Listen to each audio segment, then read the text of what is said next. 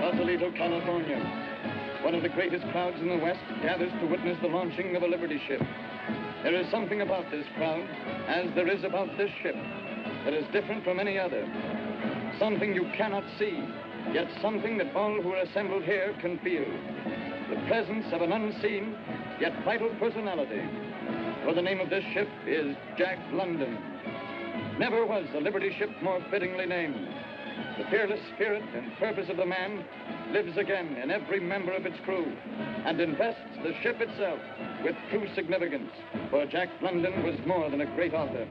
He was a real American. He lived and wrote that others might be free.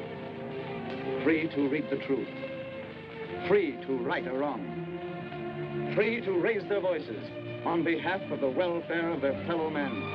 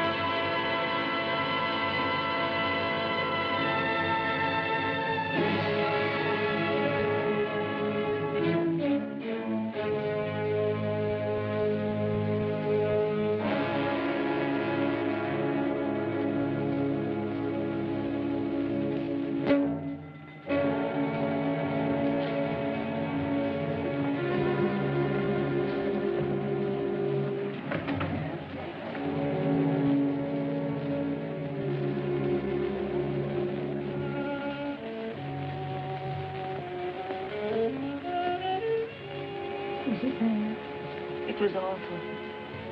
She just sits there and falls asleep. And the next thing you know, she's into it. And the machine smashes her hand.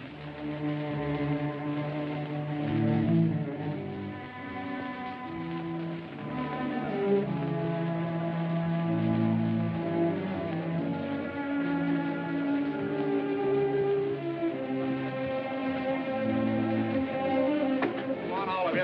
Everybody back to work.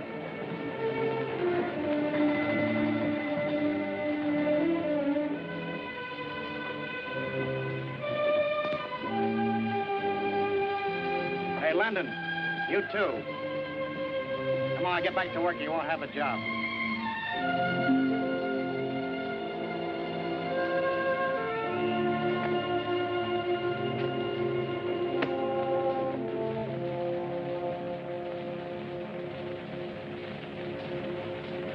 It could have been my fingers just as easy as that girl's. Lots of times I've almost dozed off and just caught myself in time. It's the rotten air and the noise that never stops. 12 hours a day beating in your brain. For 10 cents. 10 cents an hour. Oh, I know, honey, but things are bad all over. It isn't that, Mammy Jenny. It's just that people like us, poor people, have to work in filthy holes just to exist. And that other people, rich people, can have everything they want. Fine clothes and carriages, and not only things, but time. Time to live, and time to think, and time to learn. That's what I want, Mammy Jenny. Time. I guess you're right, Jack. Mammy Jenny, have you got any money? Well, I've got some. Some I've been saving. Won't you lend it to me? What for? I want to get myself a boat. I can make money, lots of it, fast. Jack London, what are you thinking about? Oyster hauling. Oyster hauling? Oyster pirating, you mean? I wouldn't stay at it long, Mammy Jenny. Just a few hauls, and I'd have enough money to last me 3 months. A whole year, maybe. Then I'd be free to get some schooling. Don't you let me hear you talk like that. I helped to bring you in this world, and I want to see you grow up right so you'll mount to something. I ain't gonna help you get in no trouble. I don't want to get into trouble. I'm trying to get out. Is it wrong to want to fight your way out? I'd pay you back every cent, more even. Oh, it ain't the money, darling. You can have all I got. But I couldn't sleep nights worrying over you. Oh, Jack, if anything had happened to you, I'd never forgive myself. Never mind, Mammy Jenny. Forget about it.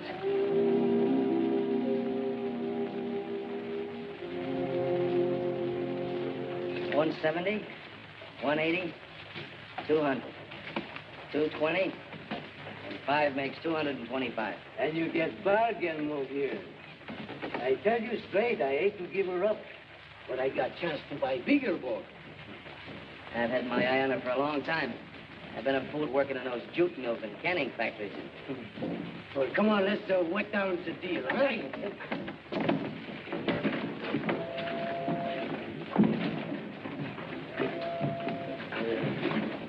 Oh, Mamie, get your stuff off that boat.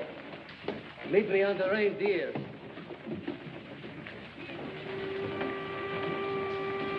You know, you're gonna like that boat. It's a good boat.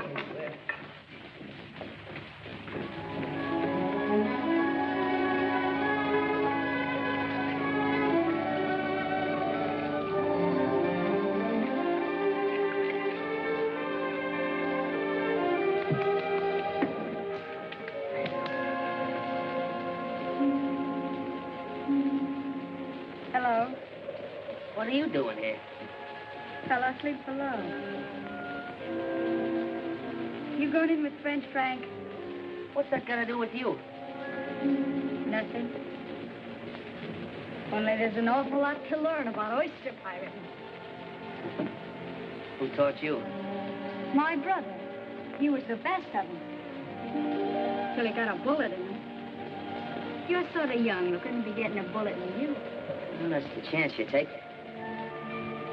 Hey, you shouldn't go out tonight. Why not? With the moon up? Oh, I'm not going out for ravens.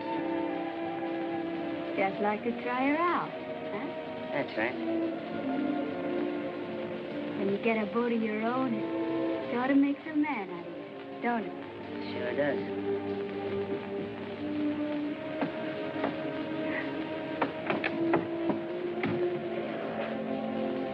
We got some sail patching to do. A rat must have got at this one.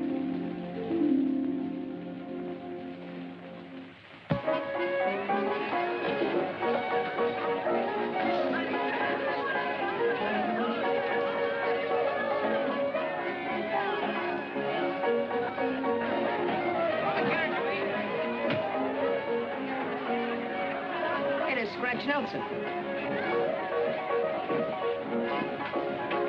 Hi, Scratch. Hello, Jack. Hi, Mamie. How have you been? I haven't seen you around lately. Hey, what happened to you? Oh, I had a run-in with French Frank over the split. Well, a new dress. You everything.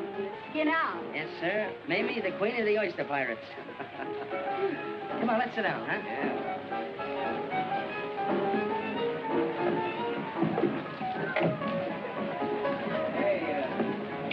Jack, you know, I was just wondering, how's about me coming in with you? Why, sure, Scratch. We make enough for a 3-way split. Be glad to have you. Only you better talk to my skipper here. Well, what do you say, Mamie? Sure. Why not? Then I'd have somebody to chew the fat with when Shakespeare is writing one of them yarns of his. Hey, Curly. Double drinks all around to my new partner. Coming up, Jack.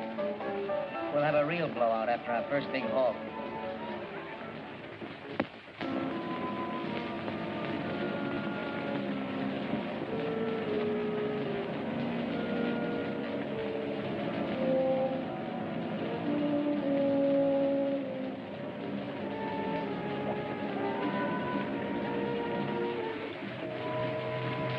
All right, Mamie, tie her up.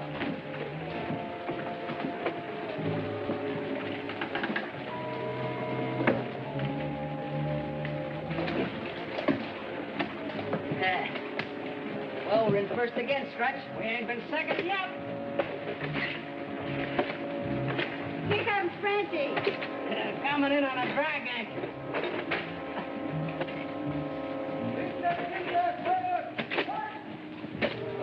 Come on, let's beat him to the market. That's the girl.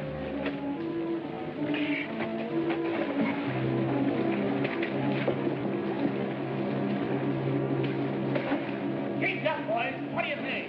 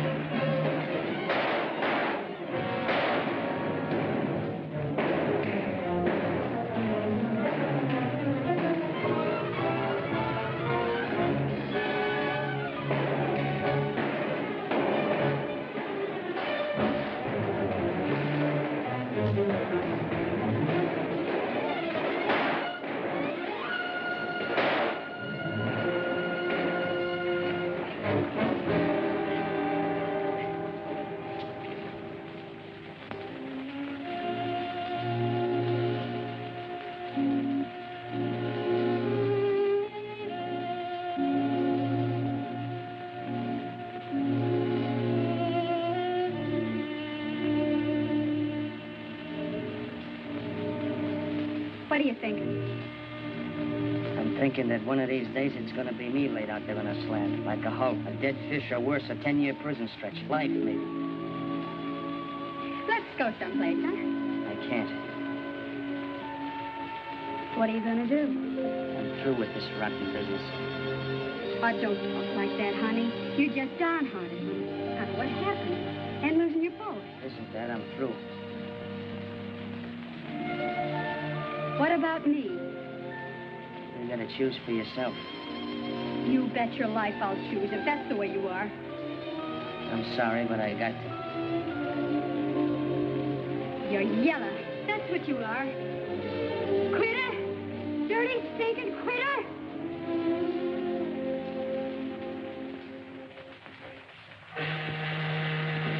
$30 monthly pound. Sign here and make your mark. $30 monthly pound. Sign here and make your mark. $30 monthly pound. Sign here. Well, Tom, old 48. Why, I thought you back on that farm. I didn't make it. I'll make it this time, though, you bet. How long is this cruise? About 7 months. The Bering Sea. Well, that ain't so long. That's right, Tom. That's right. $30 a monthly pound. Sign your name. $30 a monthly pound. Sign here. Make your mark. $30 a monthly pound. Sign here. Name? Jack London. Experience? Not very much, sir, but I'm a good sailor. What are you signing on for? Able-bodied seaman. All right. $30 a monthly pound. Sign here and make your mark. He writes fine, just like a girl. $30 a monthly pound. Sign here and make your mark. $30 a monthly pound. Sign here and make your mark. $30 a monthly pound. Sign here and make your mark. $30 a monthly pound. How soon do we sail, sign here and make Captain? your mark. Oh, you're anxious to sail, eh? Sure am. You just can't wait to tangle with them seals, huh? Down the forecastle.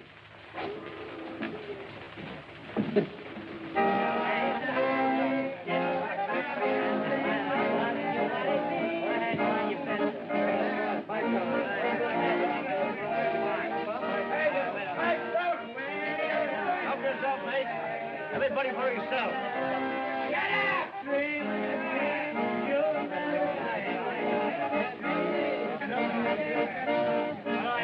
You're gonna like this old boat. I'm glad to be on it.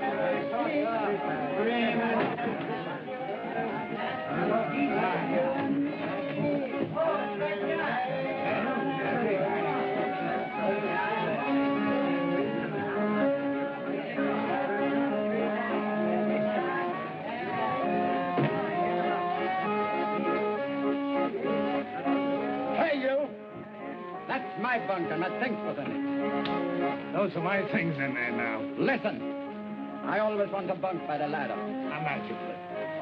Go ahead. You move. Maybe I'll bunk by the ladder next trip. Oh, shut up!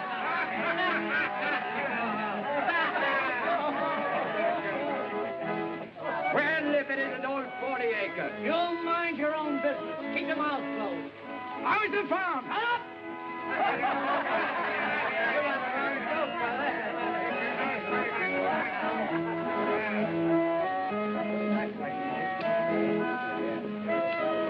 What's that, a Bible? No, but I got a Bible if you want one. What's this about, James? No, it's about men. Darwin's Origin of Species. For heaven's sake! Hey, mate! We got a professor aboard! Give me that book. You ain't gonna be selfish with your learning, are you? Give me that book. Hey, Vickers!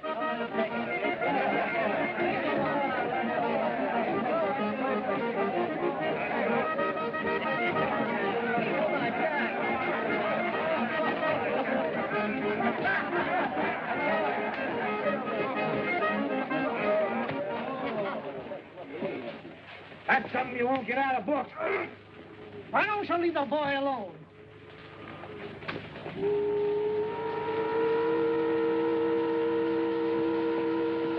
Let's finish the game. 300. 20. 20. Good. Dad.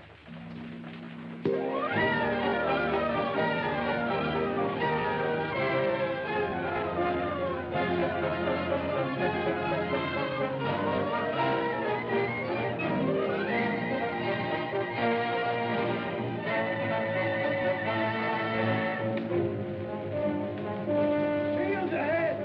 Well away!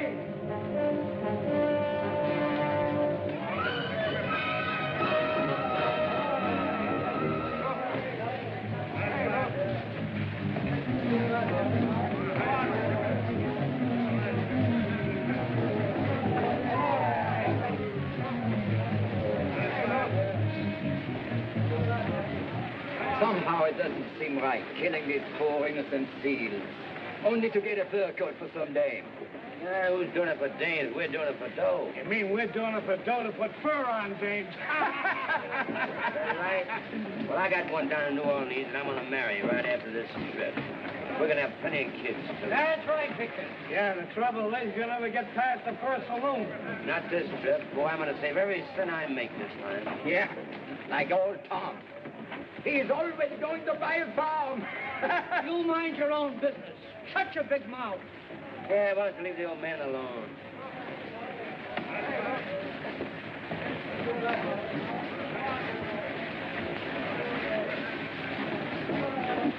Hey, Vixie, come here.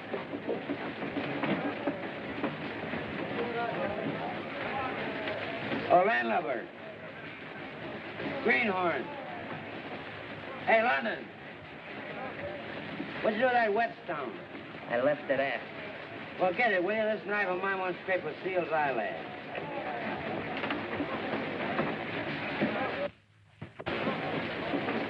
I'm gonna slip a seal on Jack's bounce line. Don't nobody say nothing. We're gonna have a rip-roaring time.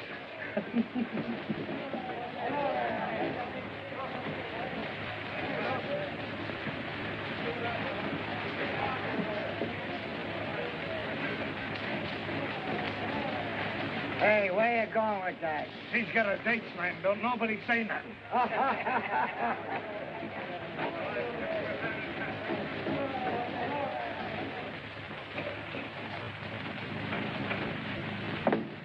Pretty soon this dirty sealing business will be finished. Then we'll be heading for Yokohama. You ain't never been there, have you, Jack? And what's it like? Just imagine it was here, with a flock of geisha girls swarming all around. Geisha girls, huh? Just like any other girl, only better in some respects. That sure sounds great. I wish it would happen soon. It'll be soon enough. You get an experience coming that you'll never forget. Never. Sure sounds wonderful.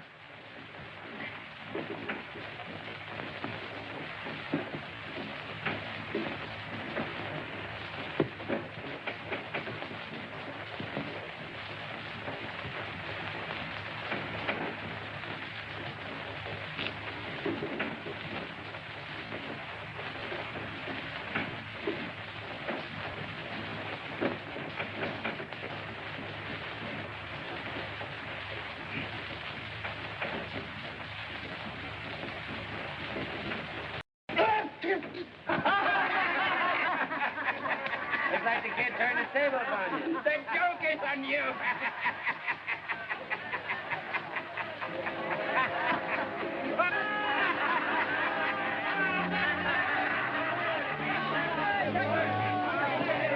Jack! Better get out of here until he cools off.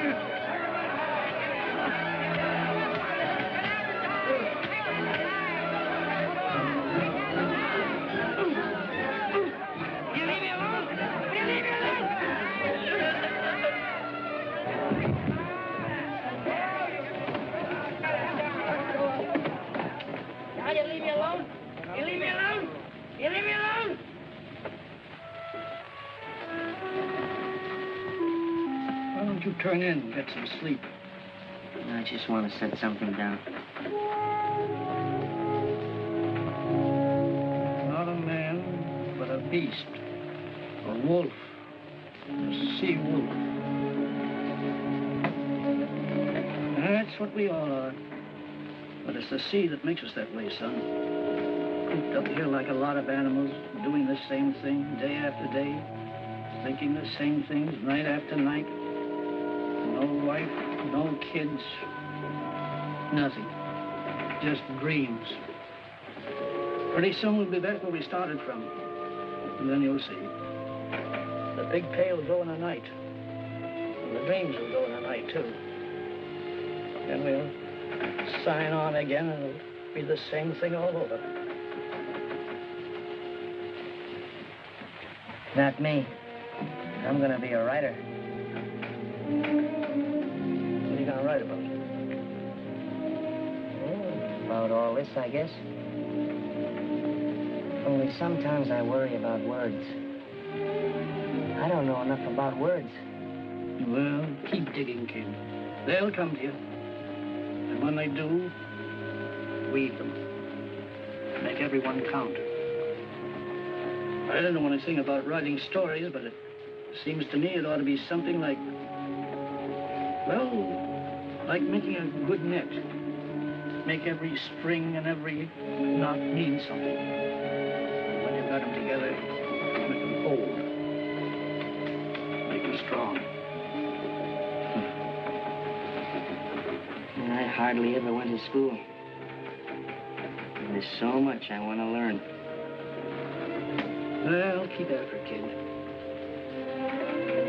Just steer a straight course. Keep that slush light burning.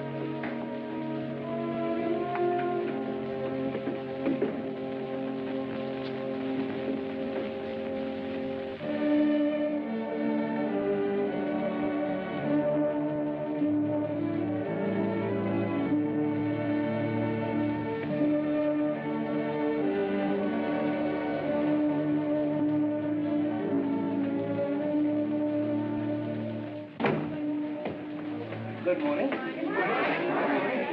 Good morning.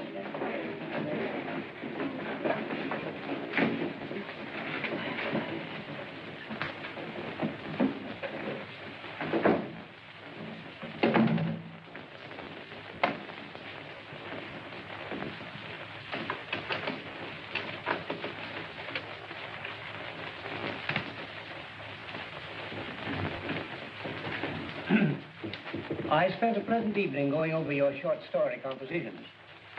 As usual, I have selected examples from the submissions. And as usual, the authors shall remain anonymous. So if the shoe fits, you can hide your consternation behind a poker face. The two stories I've selected represent the extremes in writing. One is fraud, an attempt at whimsy that evaporates into thin air. The other is raw, almost brutal to the point of unbelief. In other words, one of you have tickled a cloud with a feather, and the other has battered good taste with a sledgehammer. I shall read from the feather. Penelope nibbled at her bonbon. Her thoughts skipped from nothing to nothing. She was in a pink-blue haze. Her mamma wafted in and blended with the nothingness. She seemed desperately worried. Penelope, she breathed, have you seen my thimble? This made a profound impression on me. I immediately stopped reading and went back to my police gazette. I now come to the sledgehammer. Go on, he advised her. Pull the trigger and kill a man. Spatter his brains on the floor and slap a hole in him the size of your fist. That's what killing a man means. Excuse me, Professor Hilliard, but since you've made me a horrible example, would you mind discussing my story a little bit? Not at all, then. Not at all. Well, sir, just what is it that's so wrong with my writing?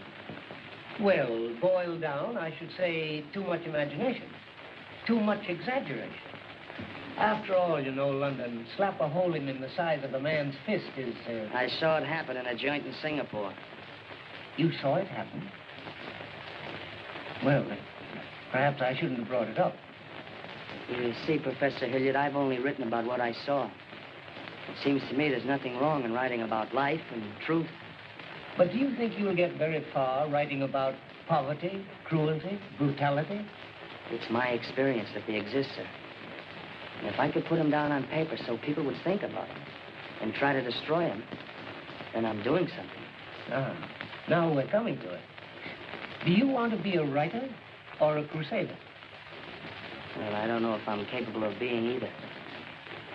I knew when I came here that I was different from the rest of you, but that didn't stop me. Your entrance exams almost did, but I crammed myself with what I needed to get by. I knew that I had to dig harder than the next fellow because I'm rough and barren ground. But, sir, I've watched the Chinese cut terraces into a rocky hillside and patiently wait for the rain to wash down silt so things could be planted and made to grow. In a way, I felt that I was like that, that with a little help, I could make the things grow that are inside of me. I learned that a strong back wouldn't take me half as far as a good head if I could develop one. That's why I came here. But, Professor Hilliard, if my great fault lies in writing about what I know and what I've seen, then I'm afraid it's a fault that can't be corrected here. I'm sure you didn't intend to ridicule me, sir. It's perhaps a trick of yours to make me think. Well, sir, the trick has worked. Thank you, Professor Hilliard.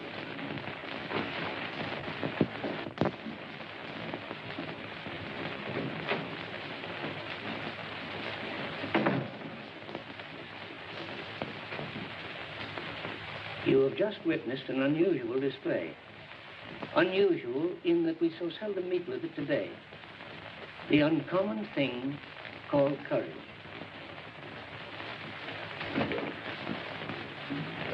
I would suggest that the rest of you do not try to emulate him. It takes a lot of intestinal fortitude, for which Mr. London undoubtedly has another word.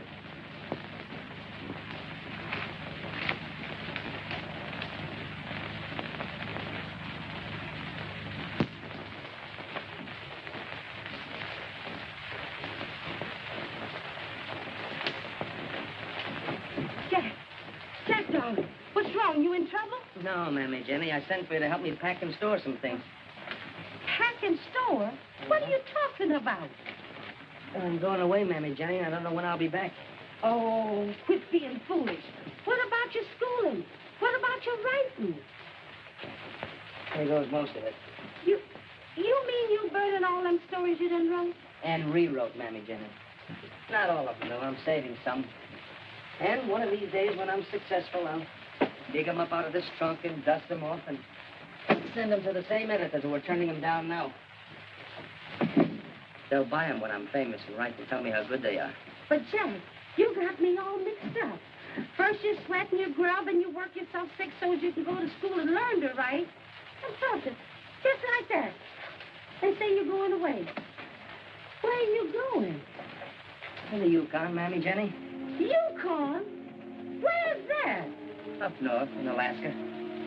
What are you going up there for? To get some money, Mammy Jenny. There's been a gold strike. And with a little luck, I can hit it. And I won't have to worry. I can sit tight and study and read and write what I want to write. Not what a lot of editors and professors expect me to write. But how do you know you can do better up there than you can do here? And how are you so sure you ain't biting off more than you can chew? I got as much chance as the next fellow. You don't understand, Mammy Jenny. I just can't stay around here and be cramped between the jaws of a vice. I've got to get out. I've got to get away. Oh, I just wish I could be sure you wasn't jumping yourself out of the frying pan into the fire. It's so easy to do, Jack. But there's very few people that can jump out of the fire back in the pan again. Nothing could be as bad as the fire that's burning inside of me now. It's trying to burn through. It's got to burn. Someday, Mammy Jenny, maybe you'll know what I mean. Someday, maybe a lot of people will know what I mean.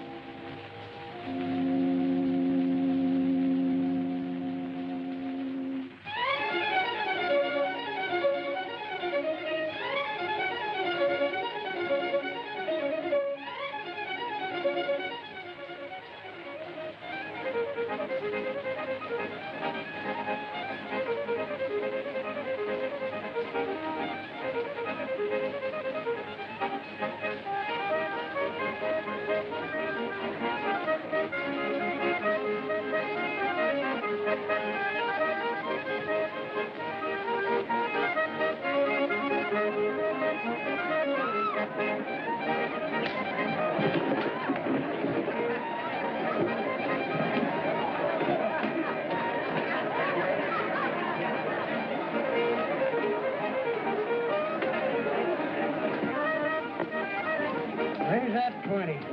Make it 50 more.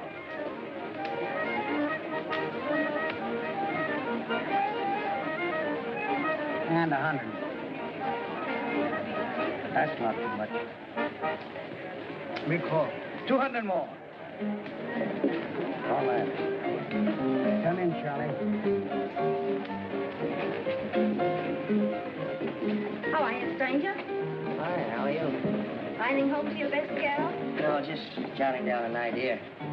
There's a sourdough over there betting his fool head off. It's all wrapped up in rabbit's feet. That's not Luke Lanigan. That's the end of the poker game, boys. Now get back to the bar and I'll buy it for all of you. Give me anything you want, Al. Hey, Frida. I just want to claim worth $1 million. Imagine that Cinewater trying to bluff me out of a pair of deuces. Come on, baby, I'll buy you the joint. Oh, I'm busy. Can't you see? Well, don't give me that now. Look, rabbits. You promised me if ever I won you... Let me go. You heard what she said, didn't you? Some other time. What happened? What you got about Boy, good thing I blocked that. Oh, what's the difference? Come on, I just made $1 million. Everybody's at the bar. Oh, Quite a character. Hey, where are you from? California. You from Spain? From Greece. Oh. The Isles of Greece, the Isles of Greece. The burning Sappho loved at sand. You know your Byron. Hey, what's the name? Frida Madu. Frida from Athens. Frida, do you remember these famous lines? Oh, maid of Athens, ere we part, give, oh, give me back my heart. Why don't you stay here for a while? First up, we could have a great time together with Byron and Shelley. Well, maybe I will.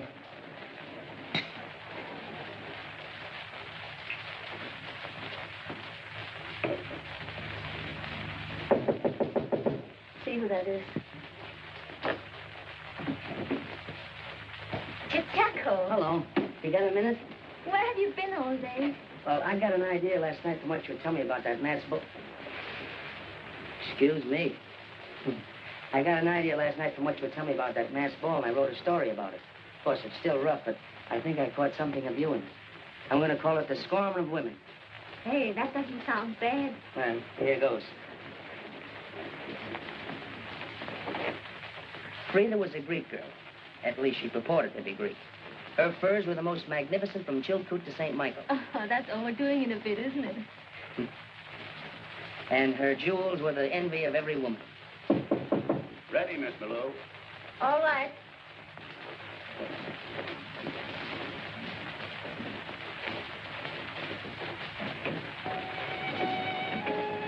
Are you going to come and hear my number? Sure. I want to fix this first.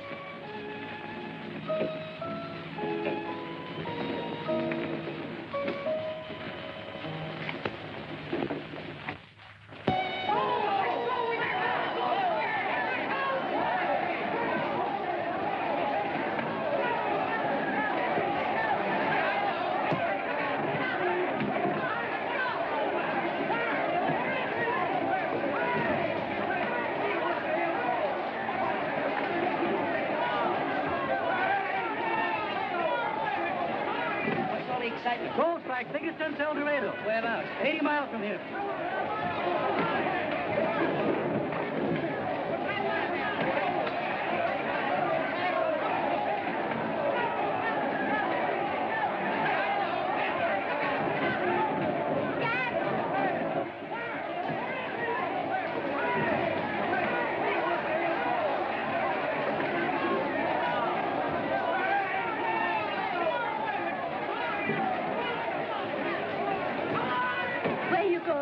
Been a coal strike 80 miles north of here.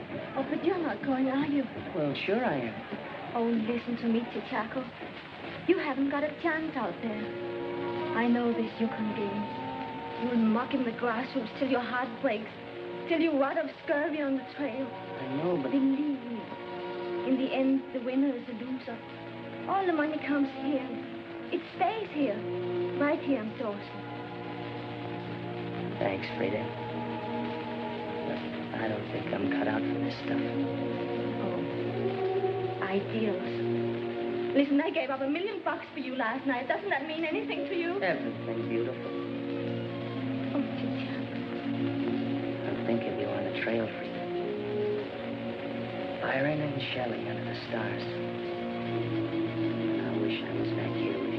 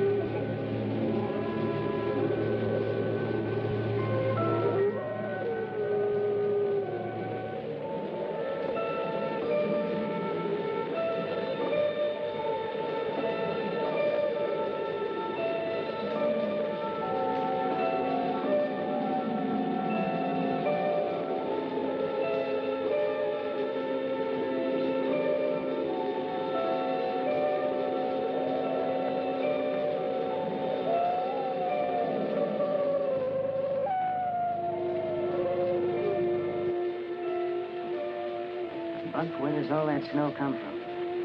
And why? Does snow a man in all winter? Keep him from his purpose? Frozen handcuffs. See, there's an idea for you. A man commits a crime, evades the police, and escapes to the Yukon. Gets snowed in. And spends the whole winter in solitary confinement. Oh, don't like it, huh? Not good. Well, maybe you're right. Well, let's light the lamp and spend a cozy evening working.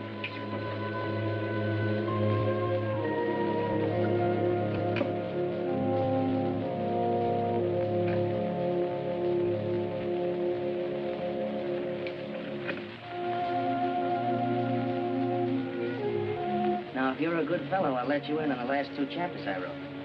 Remember where we left off last night? Right in the middle of the big fight. Well, listen to this. In vain, Buck strove to sink his teeth in the neck of the big white dog. Fang clashed fang, and lips were cut and bleeding. But Buck could not penetrate his enemy's guard. Time and time again, he tried for the snow-white throat, where life bubbled near to the surface. Where life bubbled near to the surface. Not a bad phrase, then. What do you say? Hey, you, Buck. Wake up. Aren't you even interested in hearing about yourself?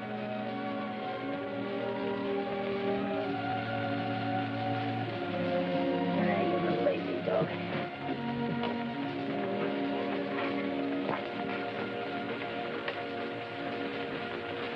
Say, where did you get that terrible scar? Well, it must have ripped you wide open. Now, what a life you must have led, Buck.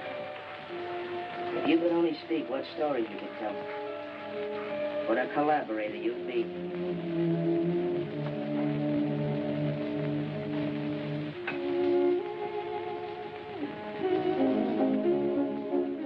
Thank you, Mr. Brett. There's only one little point, Mr. London. Well, I'm not awfully keen about it. Oh? What's that? The title you've chosen. The Call of the Wild? Why, that's a wonderful title. It's the whole idea of the story, sir. I wouldn't change it for the world.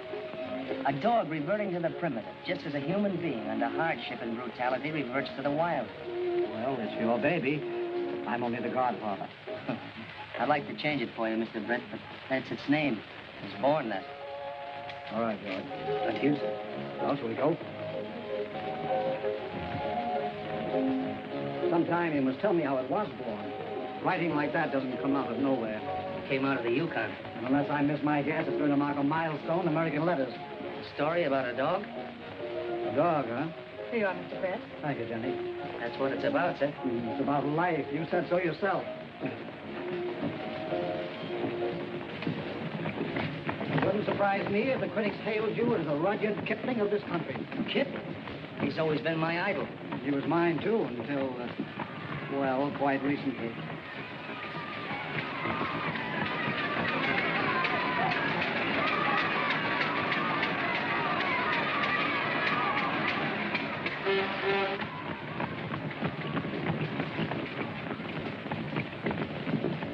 Charmian! Why, hello, Mr. Brett. Well, let me introduce you. Miss Charmian Kittredge and my favorite author, Mr. Jack London. How do you do, Miss Kittredge? Oh, how do you do? I'll see you later, Mr. Brett. Well.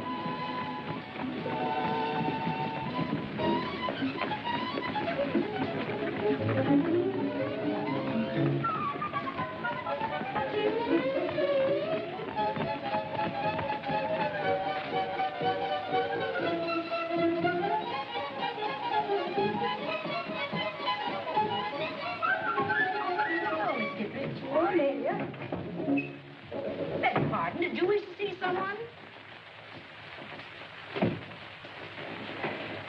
You must excuse me for trailing you here, but I had to ask you an important question. It just couldn't wait. I can imagine why you're really here. I want to apologize to you, Mr. London. Apologize? Yes. I was in such a hurry to... I'm afraid I was a little abrupt on the street just now. Abrupt? I'm glad you didn't notice it. I have to get to work, but I'm happy you gave me this chance to explain that I didn't snub you purposely. Of course you didn't.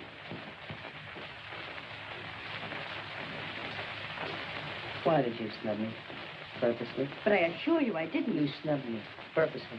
Believe me, Mr. London, I didn't. Purposely? But everyone says you're going to be a gold mine to the firm. I wouldn't dare snub you. What would Mr. Brett say? Purposely. Mr. London, if you're not going to believe me... Pardon me, Miss Kittredge. Mr. Brett wants to see you right away. And may I offer a couple of words of advice? What? Don't go. No, you stay here. Let me go. I'll explain to him and tell him it's all right as far as I'm concerned. Thank you, Mr. London, but I happen to be quite capable of taking care of my own affairs.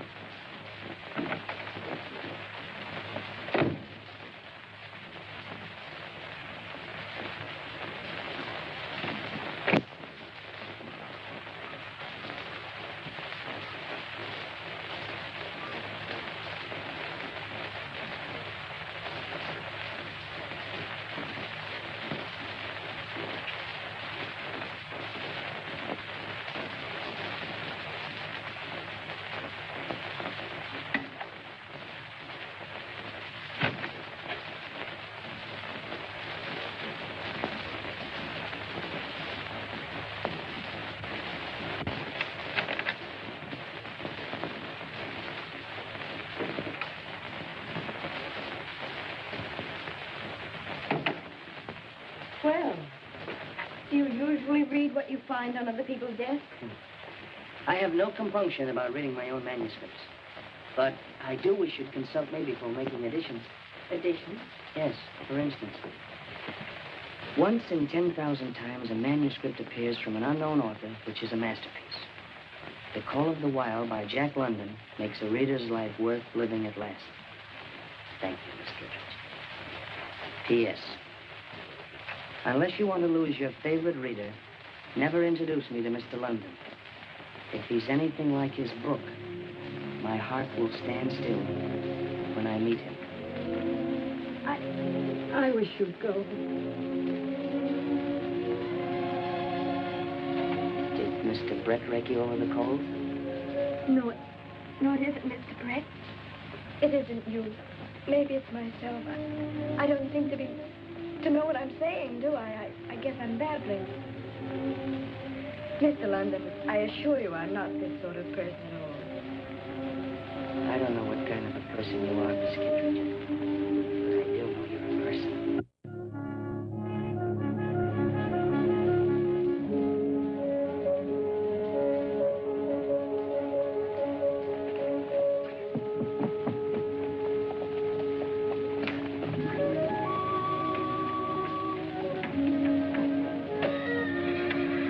That horse likes me. He doesn't like the way you ride him. Well, I don't like the way he rides me. You know, I don't get it. When I was poor, I rode the rod because I had to. Now I ride a horse and I don't have to.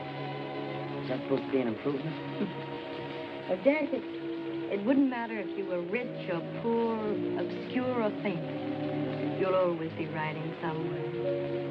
You see, you just wrote the books. I read them. I think I know more about you than you know about yourself. You're not like other men. Well, that's not true. You should read the works of Jack London sometime and find out about yourself. No, the ordinary man is content to stay put, but you've got something in you that won't let you rest. Well, it's just that I hate traps. When I was young, I thought poverty was the only trap, and I swore I'd get out of it. Now I find that money can be just as much of a trap. Words can be a trap, too. Have you ever thought of all the people who have been caught and held by words like honor, duty, and love? You mean that you think love is a trap, too? No, I didn't mean that. I mean that... I understand. You're afraid for me, aren't you? You're afraid that I'll be the one to be caught in the trap. Oh, don't be foolish. I thought you understood about women. Don't you remember Frohman? Your own heroine and daughter of the snows. A girl who makes her own way, daring, courageous, loyal, and understanding. She loved a man without that terrible possessiveness. You're like that. I'd like to be. Charmian, when a man and woman meet who are meant for each other, it's like a ship, new launched, rushing to the sea. The sliding waves rebel, but neither sea nor ship hear them as they rush into each other's lives.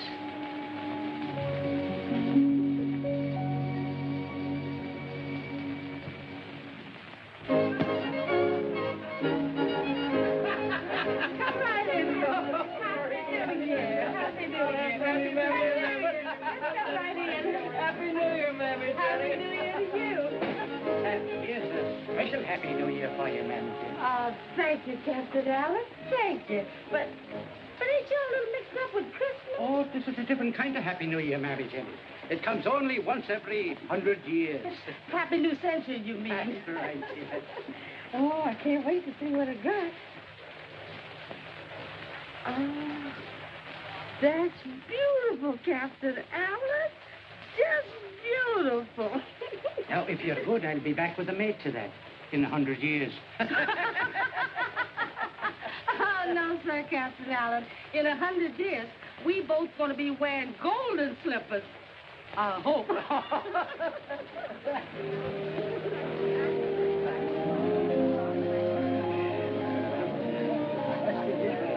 But, gentlemen, there's never been a century like it. When you think of the progress we've made in culture, in industry, the comforts we enjoy, electric lights, the telephone. And don't forget those horseless carriages. A friend of mine has one longer. And I swear we must have been whizzing along at 20 miles an hour at least. No doubt about it, Jack. Civilization's darn near reached the apex. The millennium, huh? Not far from it. Well, the way I see it, we've only got one foot out of the Dark Ages. Machines are great, sure, but they only make more things more quickly.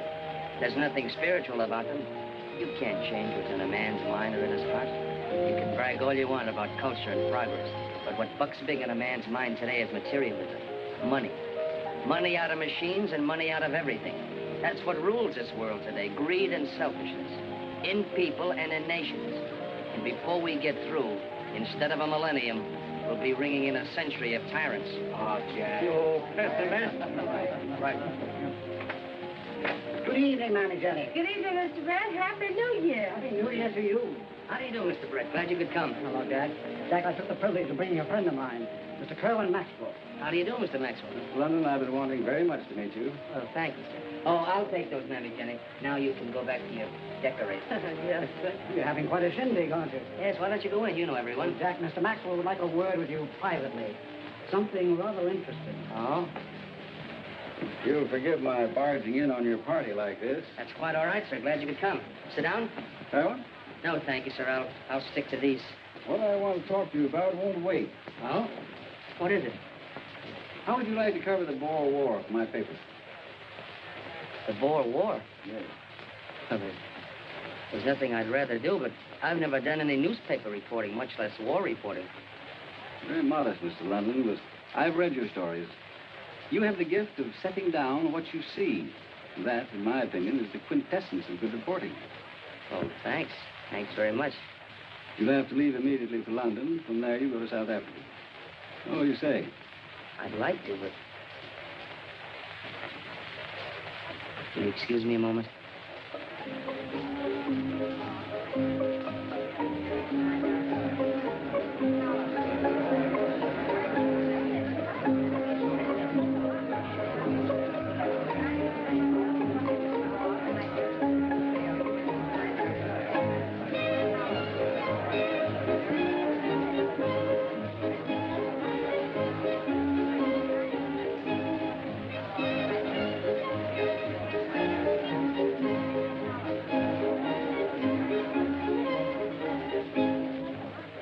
What is it, dearie?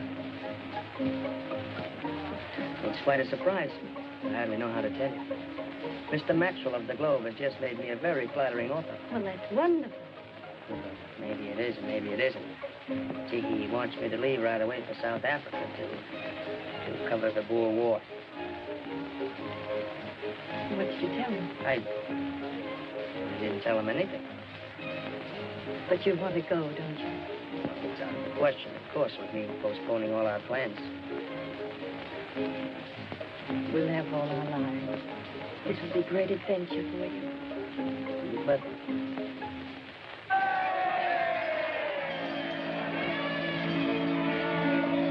Happy New Year. sweetheart,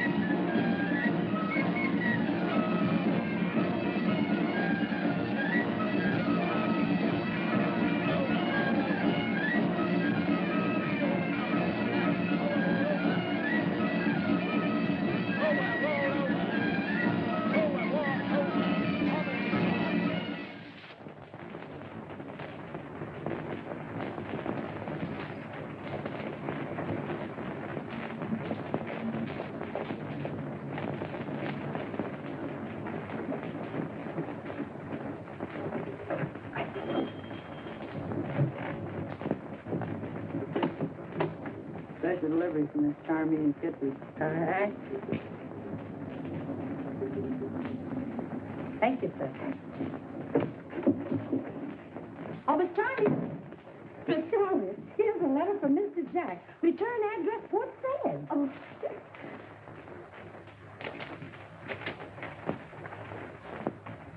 He's on his way home. Due the 16th.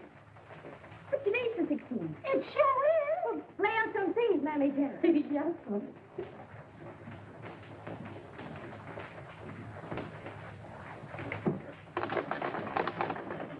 Mark it 9623, please.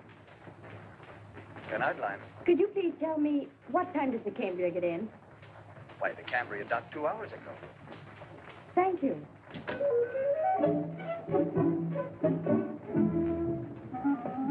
I would have time to change, Mammy Jenny. The boat docked 2 hours ago. For goodness sake. Just give me my cape. Yes, and my gloves. Yes, oh, and Mammy Jenny, don't forget my purse. Yes. Oh. Thank you. You're welcome.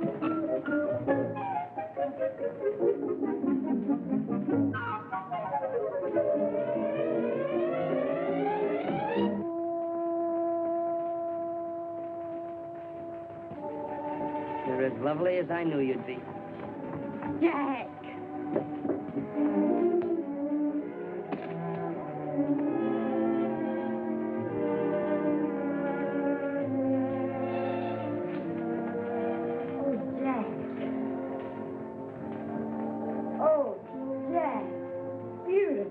I got that at a bazaar in Benares. To tell you the truth, I wasn't going to buy it, but you put up such an awful fuss. Everywhere I went, you were right there beside me. Now you really need. For keeps. Nothing will ever take me away from you again. Nothing. You still want to marry me? Tomorrow? And tonight we celebrate.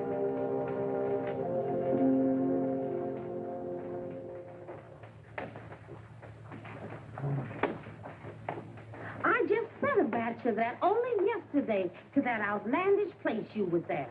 Good. Then I won't have to answer them. Mr. Jack, here's a telegram. A telegram? Yes, I just come for you about an hour ago. You want these, Mr. Jack? No, thanks, Amy.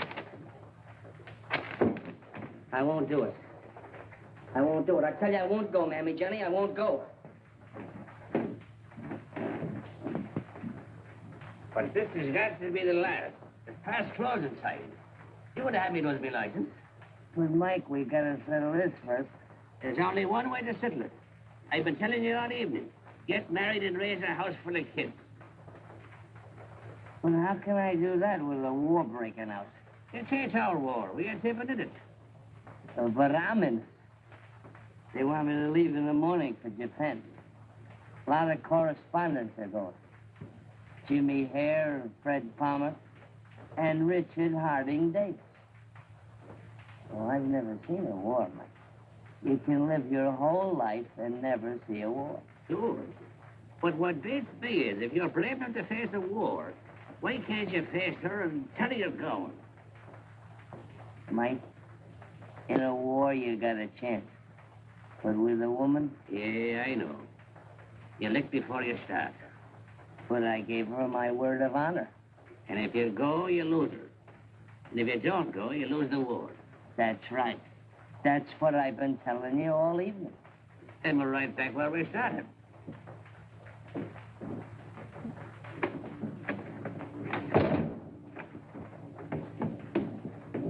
Night, Mike. Thanks. You've been a big help. Better stay home, Jack, and raise them kids. Now, don't start that again.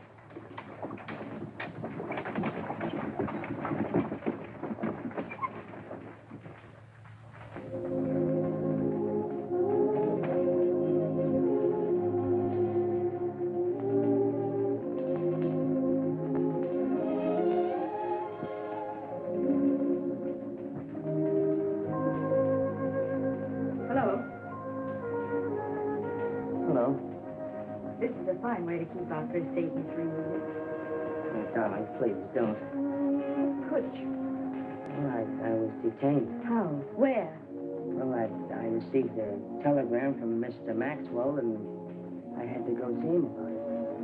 Can you imagine? He wants me to leave for Japan in the morning. Japan? Yes, there's a war breaking out with Russia. What did you tell him? Well, I told him no, of course. And did it take you until 2 o'clock in the morning to say no? Well, Maxwell's a funny fellow. He can't take no like an ordinary person. He kept insisting that this was the chance in my lifetime. Wars are getting scarcer and scarcer. And marriages are getting commoner and commoner. Well, you can go. It's perfectly obvious I mean nothing to you. Nothing whatsoever. You mean everything. No, it's no use, Jack. If you think I'm going to ruin my life for a man who's blown here and there by every wind of adventure, you're very much mistaken.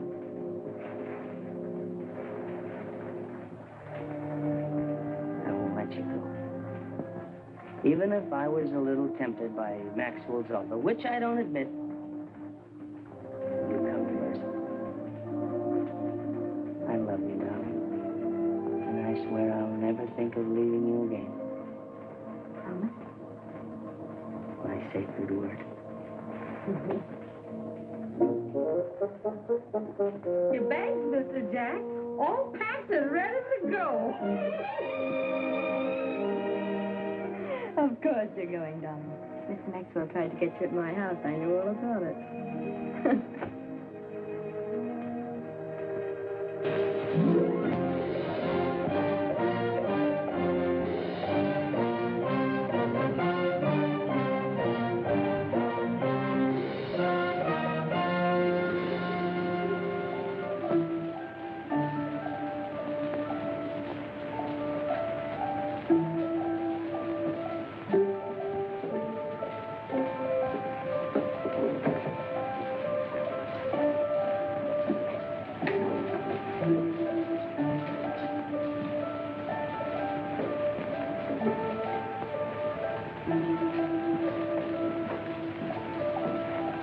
They're certainly breaking their necks to make us comfortable.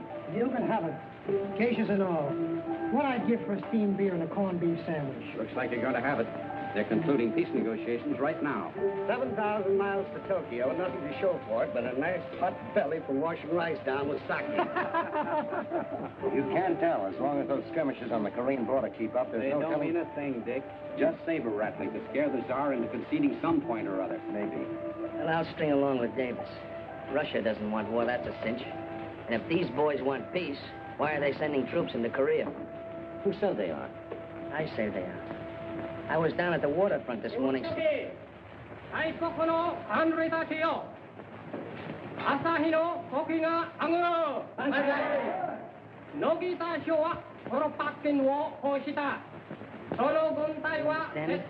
break it out. You know what he's talking about, Dick? No, I don't get it.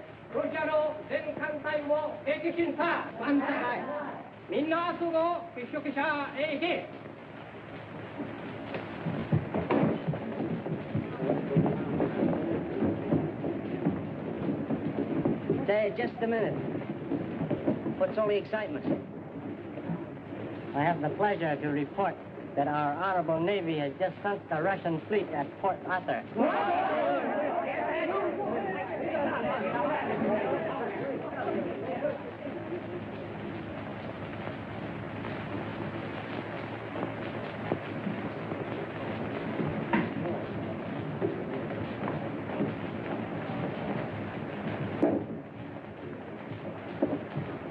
I believe they're all here. I deeply regret that I cannot grant your minister's request that you be allowed to go to the front at this time. Personally, I have no objection. But unfortunately, such permission must come from a higher official than I have the honor to be.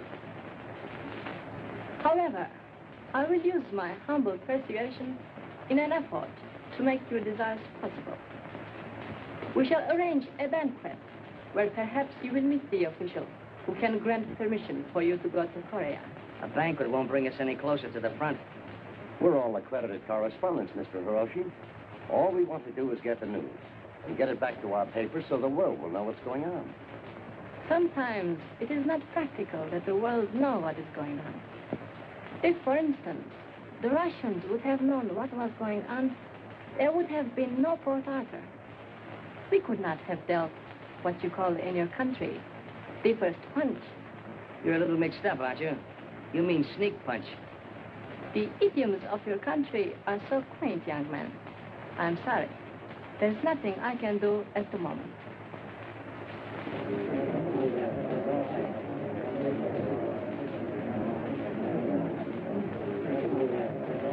Who is that young man? One of our new writers. Very brilliant and very popular. Yes. It will be very interesting to follow his career.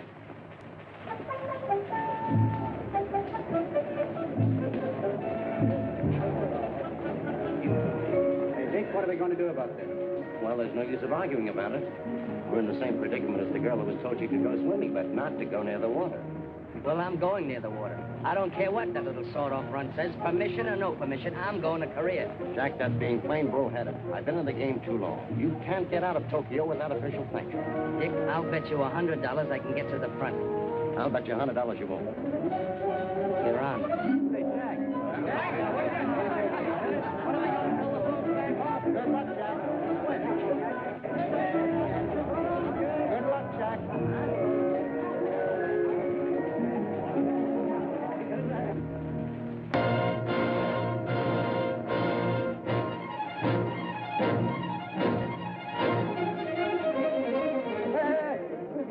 Hey, you take a lot of money. I want to go in the boat. I want to go across the yellow sea. Hey, you take a lot of money. See, plenty of money. Here, you have the money, huh? Towards the yellow sea, huh? What? Say,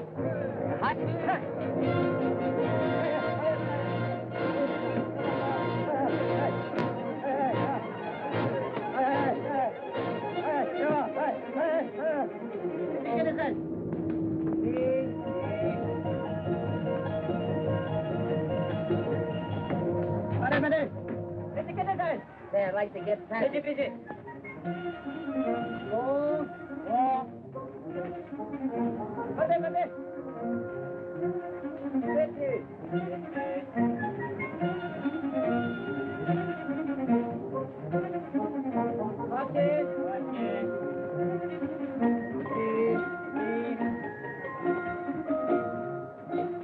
Look, I'd like to get passage on one of those sampans across the Yellow Sea. No, can do.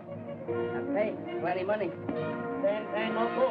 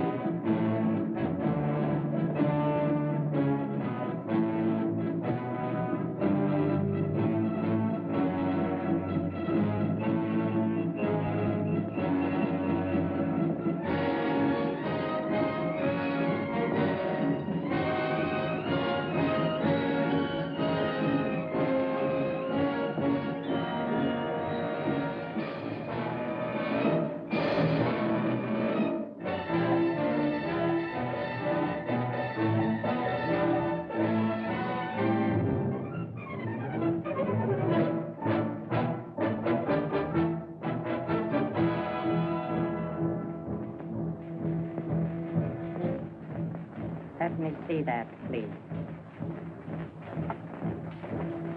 I'm an American war correspondent. Yes, but this is a forbidden zone, and pictures sometimes fall into the wrong hands. Wonderful. Very fast lens, I imagine. Let me congratulate you.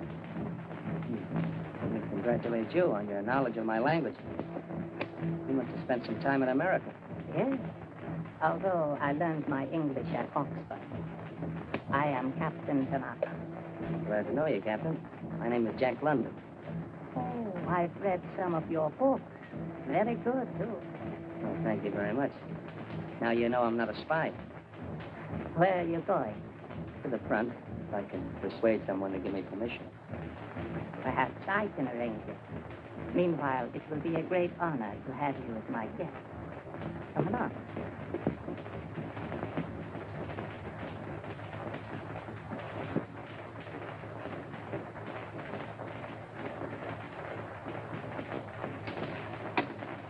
Better try some of this excellent caviar.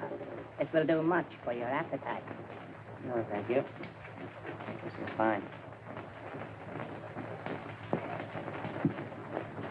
This is a nice, cozy place you have here, Captain. I believe in comfort, Mr. London. Especially when our enemies are gracious enough to possess good taste. As we go deeper toward Russia, I expect to add to my collection. Is this part of your collection? No, Mr. London. This is a game we've devised, which has become very popular in my country. We call it Sinonde. Sinonde? Literally, that means patience. But you might even call it destiny. Now, this little contrivance here, I call Yongensha, the prophet, since it foreshadows coming events. Interesting, is it not? Yes, very interesting, Captain. You see, Mr. London, this is not only the rising sun, it is also a wheel, the center or hub of which is Japan. It's a very unusual map you have there, Captain Tanaka. Yes, our eventual sphere of influence. Here, I shall show you.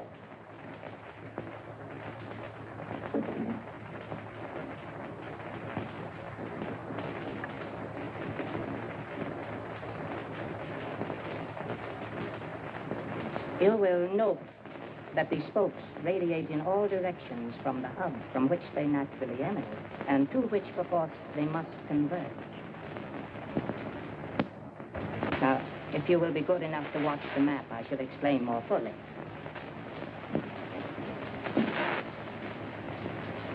Here is the theater of our present operations. But tomorrow, as you shall see, we will have crossed the Yalu River, and soon we'll have all of Korea, a stepping stone to Manchuria. Manchuria? And then Mongolia, a land of milk and honey, 200 million tons of timber, 1 billion tons of iron, 2 billion tons of coal, enough to last Japan for 70 years. We'll be stronger then, able to move both east and west. You're out to gobble up all Asia? Oh, yes. Though not at once. First, we must conquer China.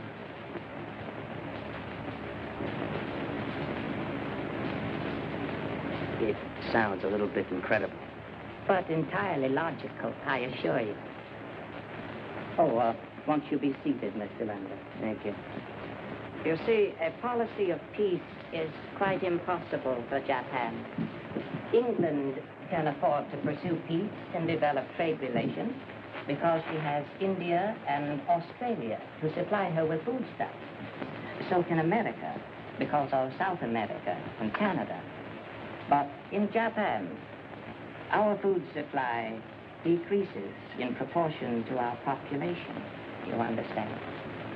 If we merely hope to develop trade, we shall be defeated by England and America. In the end, we will get nothing. That is a mathematical certainty. We've got to control China. But in order to control China, we will have to crush your country and England.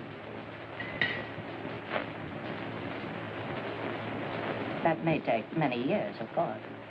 50, 100 perhaps. But it has all been carefully planned, scientifically.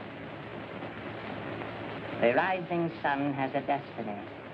Our expansion is inevitable. This, the taking of Korea, is only the first step, the first act of the drama. But the play is on. The curtain is up. And it will ring down, you'll see, upon a Japanese world.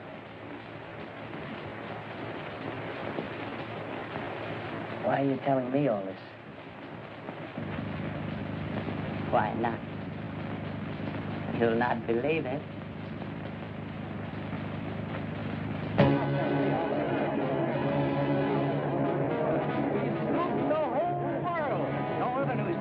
Not even the European paper.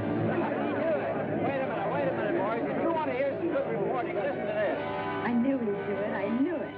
Isn't it wonderful? Read it, Mr. Brink.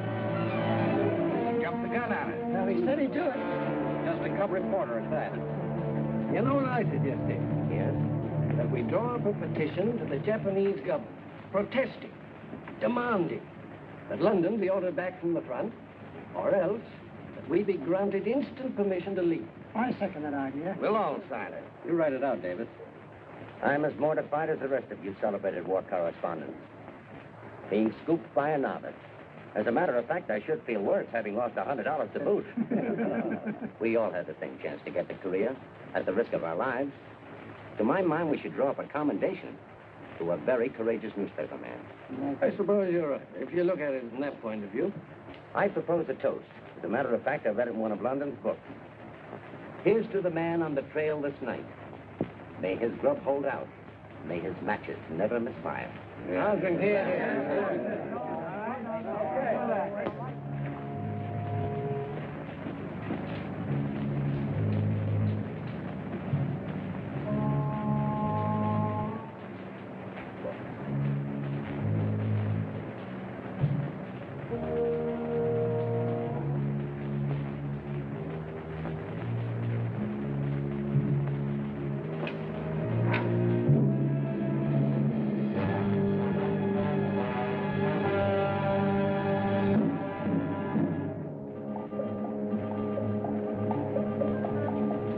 Under arrest. What for? Nothing.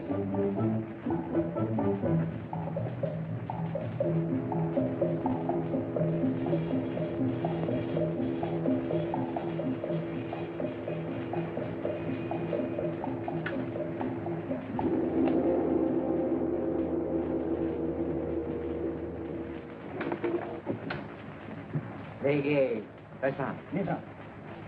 Take off a hat. Oh, sorry. Tanani kitaka kitakolan. Yes. How did you get to Korea? By sampan, across the Yellow Sea. Nihashi imuta hata. Tanani chimopo kata. How did you get past Shimopo? Through the courtesy of Captain Tanaka. Tanaka? Tanaka. Also iyo. Do not believe you. Well, why don't you ask Captain Tanaka? Lake and Nakasanki Chosang. Why did you take pictures in Nagasaki? Why did you take pictures in Nagasaki? I was never in Nagasaki. Inoda-san, Nagasaki Kishonsa. Also iyo. Japanese customs differ from Americans. Therefore, you must not tell any lies. Ikito? Yes. Jello is all true. Good, good. You stay in the jail. Hey, now, wait a minute. You can't do this. I'm gonna...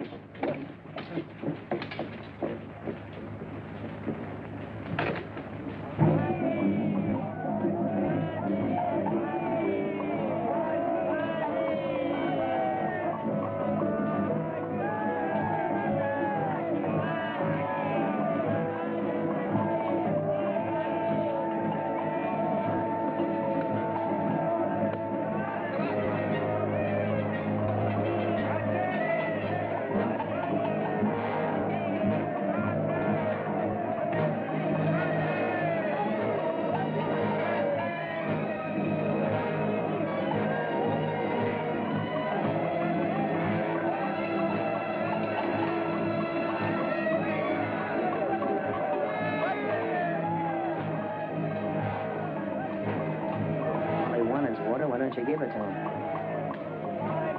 Them, no. You?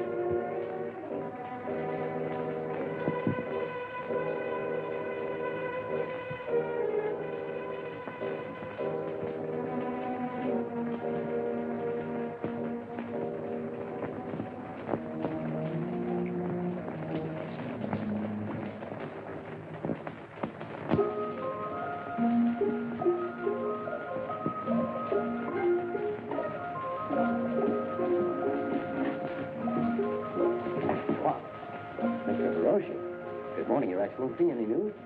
Always news. Very good news. Oh, about that writer friend of yours, Jack London. Yes? No wonder he was so anxious to get to the front. Why? He's in jail in Pyongyang. He turned out to be a Russian spy.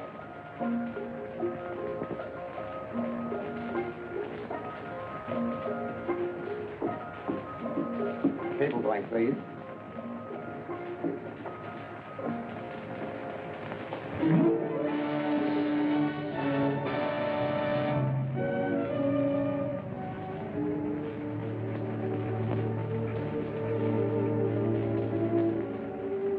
The Japanese ambassador, Mr. Takahiro.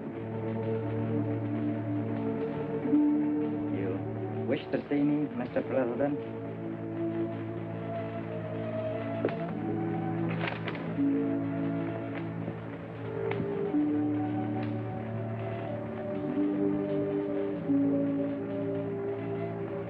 Kindly inform your Mikado that I demand the immediate release of Mr. Jack London. I'll convey your suggestion, Mr. President.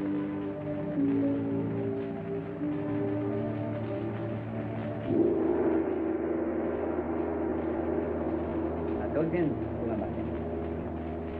Nakulamasen. Naka.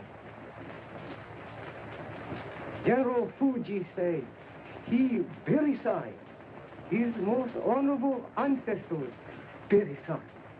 Me very sorry too. Sorry you have been detained. He say, he find out you very truthful young man. Napon Begoko. Wayoy Kokage. He say, our most honorable country and your most honorable country, always a most honorable friend. Well, that's just dandy. Now, tell General Fuji to give me my honorable camera. Oh, nasi, hoga nasi, ikato.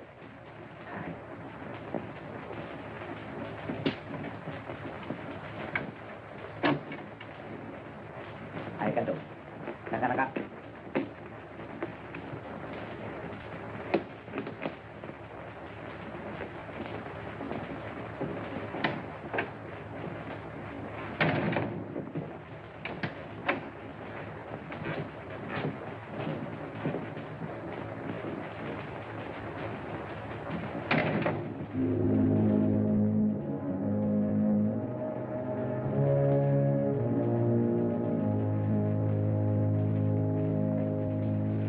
Japanese peril. The brown beast. Asiatic dream. Great writing, Jack, great. But good heavens, man, you don't expect me to publish these things. Why not? Because you're known for good common sense, for hard facts, for the truth. Now, who do you suppose is going to swallow this stuff? A big truth is more difficult to swallow than a big lie, but it doesn't make it any the less the truth. I didn't write these articles for fame or money, Mr. Maxwell. I wrote them because I felt it was my patriotic duty. And it's your duty as the publisher to print them. I'm sorry, Jack, but I can't. For two reasons. First, you've nothing to substantiate the charges you make against the fan. But I saw it with my own eyes. Japanese treachery, Japanese barbarism. I've told you the hours I spent listening to Tanaka. An army captain, a madman, most likely. Genghis Khan was a madman, most likely. So was every conqueror down through history. And second and most important, Japan and this country are friends. Japan is one of this country's best customers. We do billions of dollars worth of business with her, and you insult her at every turn. Well, look, you say here the Japanese race has embarked on a course of conquest, the goal of which no man knows. That's right. And here, again, the headmen of Japan are dreaming ambitiously in the Napoleonic dream. I say more. What happened at Port Arthur will happen again someday. Will happen here to us. When the Japs beat the Russians, they conquered the white men for the first time in history, and they mean to go on conquering them. Someday the white man's dream bubble of peace with Japan will be punctured. But one country at least won't be surprised. That country will be Russia. She was wakened from her dream. We're still dreaming. Oh, dreaming. Why, Jack, you're cuckoo. Those sawed-off little runts in their papier-mâché island, why, we could lick them with one hand tied behind us. Mr. Maxwell, if Jack feels so strong... Don't argue with him, Charmian. I'll get this stuff published. I'll yell it from the rooftops. Come along, dearest. All right, you old firebrand. But nobody will believe you. No reason. It's not the truth he's worried about. I proved that to him. It's money. $2 billion worth of business. Sure. Lull yourself to sleep, then your little brown customer sneaks up and slits your throat. And he says they won't believe me. Maybe they won't believe me. Of course they'll believe you. Darling, everything you write, everything you say rings with truth. It's real and honest. It's you. It's the spirit of Jack London. You're that part of me. I knew it when I first met you. Remember what I told you? About a ship and the sea? I'll always remember. When a man and woman are meant for each other, like the ship new launched, they rushed to the sea. The sliding waves rebel, but neither sea nor ship hid them, as they rush into each other's lives.